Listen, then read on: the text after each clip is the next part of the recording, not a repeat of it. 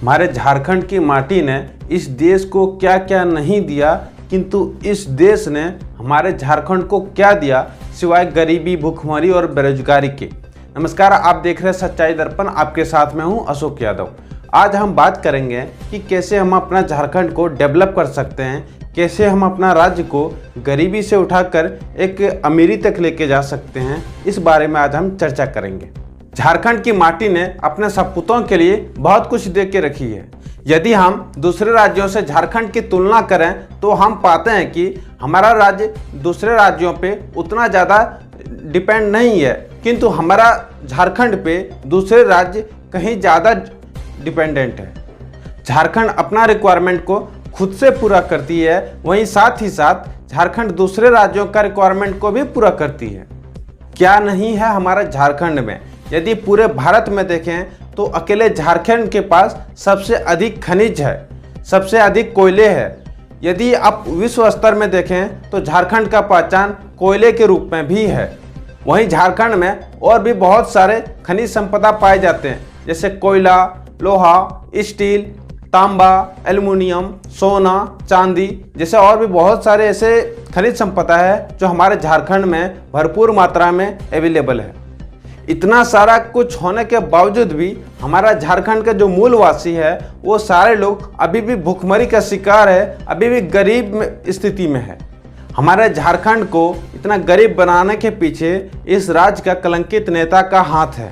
चाहे वो किसी भी पार्टी का नेता हो, अभी तक झारखंड में जितने पार्टियों ने राज किया है, झारखंड का अलग होने के बाद हो या चाहे जब झारखंड बिहार में था तब भी, हर पार्टी के नेताओं ने झारखंड को लूट लूट कर बर्बाद कर दिया है।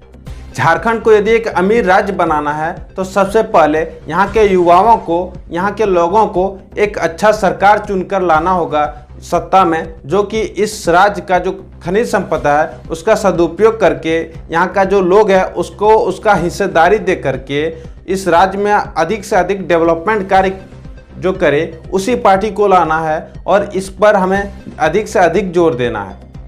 झारखंड की मिट्टी में खनिज संपदा तो है ही, साथ ही साथ झारखंड की मिट्टी भी उपजाऊ है और वहीं पे सोने पे सुहागा तब हो जाता है जब झारखंड में एक जो किसानी खेती करता है उसके लिए पर्याप्त मात्रा में बारिश हो जाती है। किंतु हमारे जो राज्य का किसान है, इस राज्य के अर्थव्यवस्था में 75% का हिस्सेदारी है, किंतु इस राज्य का जो राजस्व है उसमें से हमारे किसानों पे 20% भी खर्च नहीं किया जाता। इसी कारण से यहाँ के जो किसान है अपना जो उसका अनाज है वो सही दाम पे नहीं बेच पाता है, क्योंकि सरकार द्वारा उसे एक बेहतर प्लेटफॉर्म मुहैया नहीं कराया जा रहा है अभी तक। साथ ही साथ आप इस बात को जानकर हैरान होंगे कि हमारे राज्य में जितने भी किसान हैं, जितने भी लोग सब्जी उगाते हैं, उस सब्जी लगभग 50% से अधिक बर्बाद हो जाती है।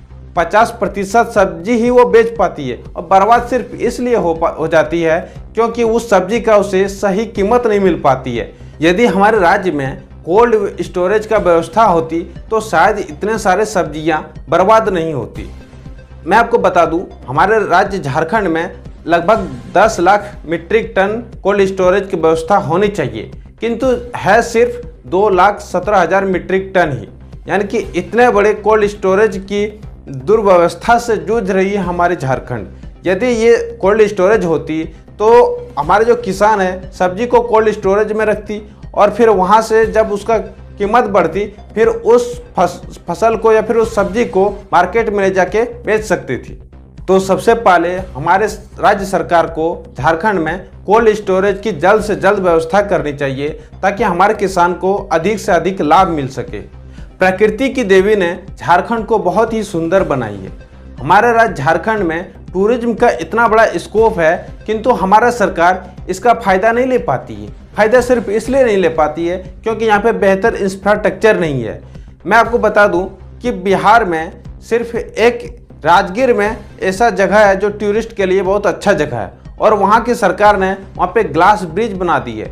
किंतु मैं आपको बता दूं कि हमारे झारखंड में ऐसा न जाने कितने सारे टूरिस्ट हब हैं जहाँ पे ग्लास ब्रिज बना सकते हैं हम, जहाँ पे रोपवे का सुविधा दे सकते हैं, पैराग्लाइडिंग का सुविधा दे सकते हैं, किंतु इन सारे चीज़ों का यहाँ पे कोई सुविधा या व्यवस्था नहीं है। पारसनाथ, बाबा धाम, नेतरहाट, पतरातू जैसे बहुत सारे जगह है जहाँ पे बहुत बड़ा एक टूरिस्ट हब है, किंतु हमारे राज्य के सरकार इस पे कोई ध्यान नहीं देती है। यदि मैं आपको बता दूं कि झारखंड में एक जगह है देवघर, जिसे हम बाबा धाम के नाम से भी जानते हैं। यदि बाबा धाम को अच्छा से डेवलप कर दिया जाए तो यहाँ पे लगभग 2 से 3 लाखों लोगों को रोजगार मिल सकती है, क्योंकि प्रत्येक वर्ष बाबा धाम में 15 से 20 लाख श्रद्धालु पूजा करने आती है।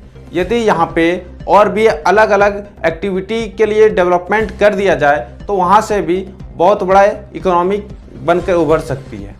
इतना होने के बाद भी हमारे झारखंड में बहुत सारे ऐसे पर्वत श्रृंखला है, बहुत सारे ऐसे वाटरफॉल है जहाँ पे हम रोपवे का सुविधा कर सकते हैं, वहाँ पे हम पैराग्लाइडिंग का सुविधा कर सकते हैं, और जहाँ पे वाटरफॉल है वहाँ पे भी हम और भी अलग अलग तरह के वहाँ पे डेवलपमेंट कार्य करके वहाँ पे एक टूरिस्ट हब हम क्रिएट कर सकते हैं। हमारे देश के प्रधानमंत्री द्वारा एक योजना चलाई जा रही है हमारे देश में, जिसका नाम है कौशल विकास योजना। इस तरह का योजना हमारे राज्य सरकार को भी चलाना चाहिए, क्योंकि हमारे जो राज्य के युवा है वो सबसे अधिक स्किल के कमी के कारण जूझ रही है।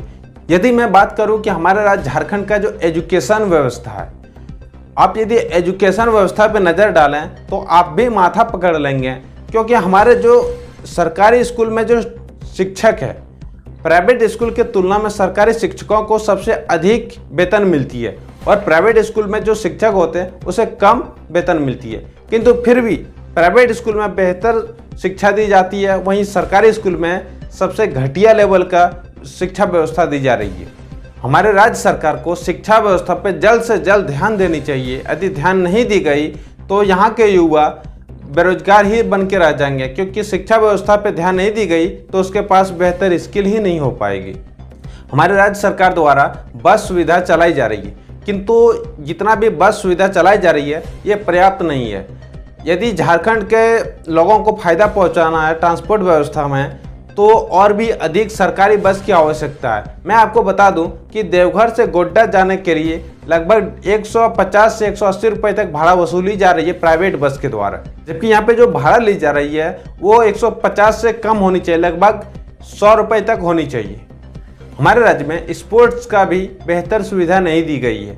यदि हमारे राज्य में स्पोर्ट्स का बेहतर से बेहतर सुविधा दी जाती तो मैं आपको बता दूं कि हमारे राज्य झारखंड में ऐसे मेधावी खिलाड़ी हैं जो विश्व स्तर पर अपना नाम रोशन कर सकती थी, और साथ ही साथ इस देश का भी नाम रोशन कर सकती है।